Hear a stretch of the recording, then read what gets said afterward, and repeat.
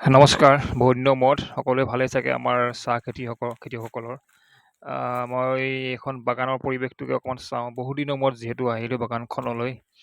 আজি প্ৰায় এবছৰমানৰ মূৰত আহিছোঁ, যিহেতু ঘৰত থকা নহয় কৰ্মসূত্ৰে। সেয়েহে ভাবিলোঁ বাগানখন এপাক চাই যাওঁ। যিহেতু দেউতাহঁতে সুন্দৰকৈ এইখিনি চাফ চিকুণ কৰি ঘৰ বনাই থৈছে।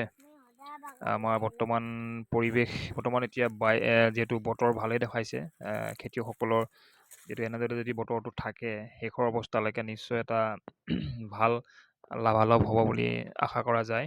যিহেতু আমাৰ ক্ষুদ্ৰ কৃষকসকল বতৰৰ ওপৰত নিৰ্ভৰশীল, তেওঁলোকে যিহেতু পানীৰ ব্যৱস্থা কৰা নাযায়, প্ৰতি সপ্তাহতে পাত ছিঙা, পাত দিয়া, খেতিয়কসকলৰ এটা আমেজেই সুকীয়া। নিশ্চয় খেতিয়কসকলেহে বুজি পায়, যেনেকৈ আমি সেইখিনি সুন্দৰকৈ বুজি পাওঁ। আমাৰ পৰিৱেশ এয়া, এই বাগানৰ কাষতে এয়া কিছুৱে হালধি, গোটেই চাপৰি মানে গোটেইখন চাপৰি। ছাইডত বাগান আছে, কিছুমানে এয়া পাত মানে গছ উঘালি ইয়াত সাঁচি লগাম কৈছে। এয়া বাগান, এইটো খোলা ধান খেতি হয়।